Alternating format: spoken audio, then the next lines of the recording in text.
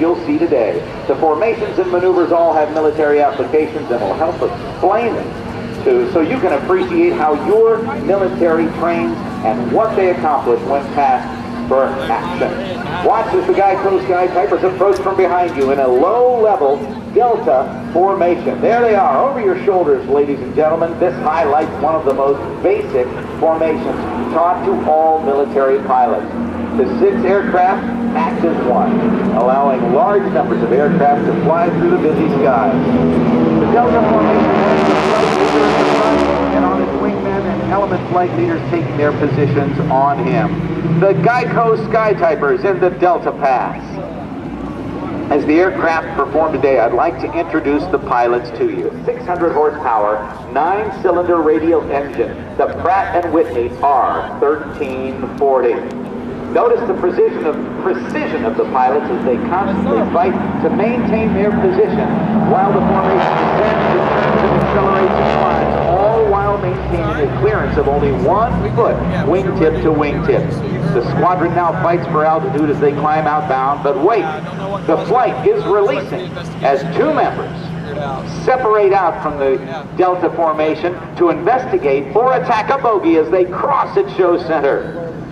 Watch them pull into and through each other's path in order to clear the area behind them. After identifying the threat as a bandit, the 2 solo pilots are now in position to demonstrate their next maneuver, the opposing solo 2-circle guns pass. When 2 aircraft engage in air-to-air maneuvering, they attempt to pass as close as possible to each other with 2 options: maneuver for the advantage or escape to safety. Turning towards each other would put both aircraft in separate or 2 circles as each tries to outturn his opponent. Diving for energy, watch as they approach, closing at 320 miles per hour. They pitch up and roll into each other, passing canopy to canopy just 50 feet apart. Now as the solo's clear, watch for the rest of the formation. To the front and left of show center. They will show you another basic skill that is taught to our men and women in flight school, something known as a turning rejoin.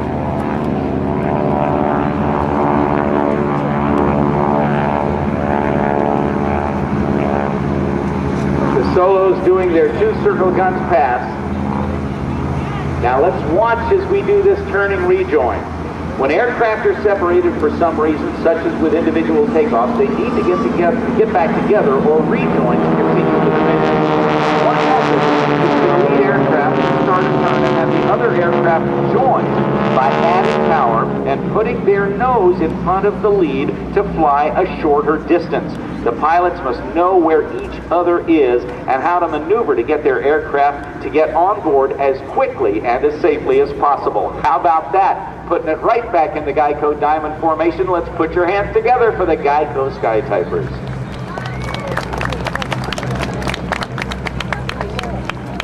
Now that they've rejoined the formation, we'll treat you to a Diamond S or a snake pass. You'll get a good view of the aircraft in the formation as they wind their way in front of you, changing from belly up to canopy up. Flying these World War II aircraft requires an unusual set of skills. The Skytyper pilots must be able to fly large, tail-wheeled aircraft as well as be accomplished formation pilots.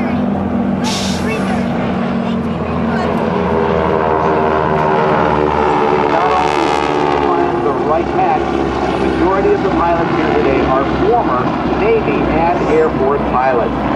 Now please focus your attention to the right and to the left as the solos come head-to-head in front of you with the solo 1-circle guns pass. The difference between this and a 2-circle pass is that both aircraft are going to turn in the same direction.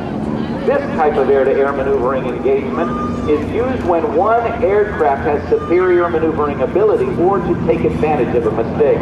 Just prior to crossing, the lead solo will pitch up and roll too early, allowing his opponent to fly high and behind him. It's an obvious advantage. The lead will then make another mistake and reverse course, trying to escape. This only makes it easier for his attacker to maneuver into a gun's firing position, or as the aviators say, at his 6 o'clock, right in front of you. You can see it now.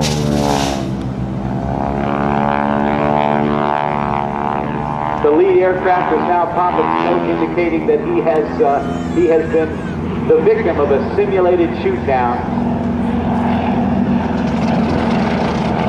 As the solo pilot, Steve Selmers and Jan Wildbergh do their solo guns one circle pass. Look straight ahead now for another formation change. Although this one is very unique and demanding, the diamond that you just witnessed has gone from flat to vertical. The references the wingmen use must change completely, as they now have to look almost straight up, and lead becomes their entire world. Watch as the vertical diamond approaches, then peels off or breaks down the runway into a trail position. One's up, right wing two's up, left wing three's up, and the slot four is up, and they go into the trail position. Peeling off to show left. If you look straight ahead again, you'll see the solos approaching for a simulated bomb run. To attack a target, you must sometimes stay low under radar coverage, fly to a point that's been predetermined and identified through map study, pull up sharply or do a pop-up, as it's called, to acquire the target and gain enough altitude then to roll in and drop your bombs. Oh, that's not all. Different climb angles and attack directions help confuse gunners on the ground. There's the pop-up. Watch them roll in on the target for a simulated guns pass.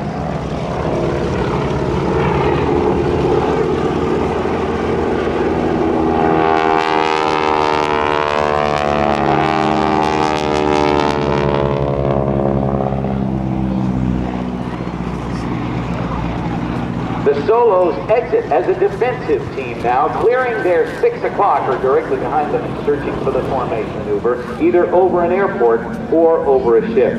Once together, all 6 aircraft will break off individually, simulating a strafing attack on the same ground targets the solos have just bombed.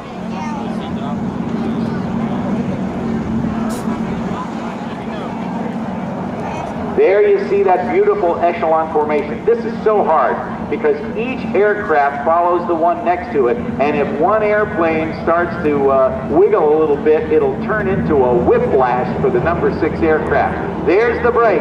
There's the straight run right in front of us with the GEICO Skytypers.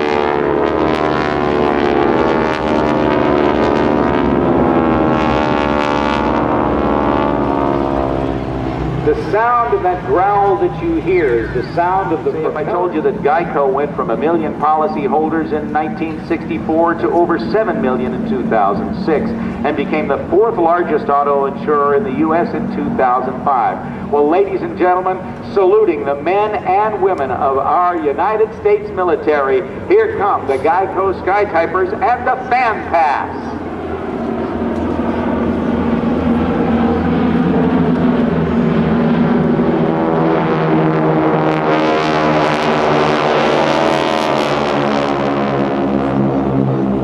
Just a week ago today, that a very, very good friend of ours, Blue Angel number 6, Lieutenant Commander Kevin J. Davis, are based in Farmingdale, New York at Republic Airport on Long Island. The men responsible for keeping these vintage aircraft in such fine shape are the Skytypers aircraft mechanics, Ed Dietrich, and Victor Jimenez. Here come the GEICO Skytypers. You can check out their website at skytyping.com.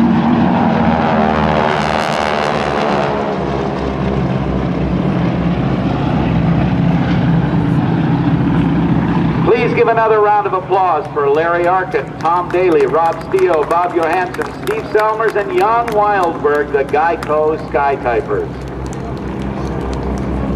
Every successful airshow performance must end with a successful landing, and notice that the aircraft are now forming into a single line. They'll aim for the same point on the runway and land on alternate sides. Landing a tailwheel aircraft is a little trickier than with an aircraft with a nose wheel. This is due to the center of gravity being behind the main wheels, a configuration that can produce, if not flown properly, the dreaded ground loop.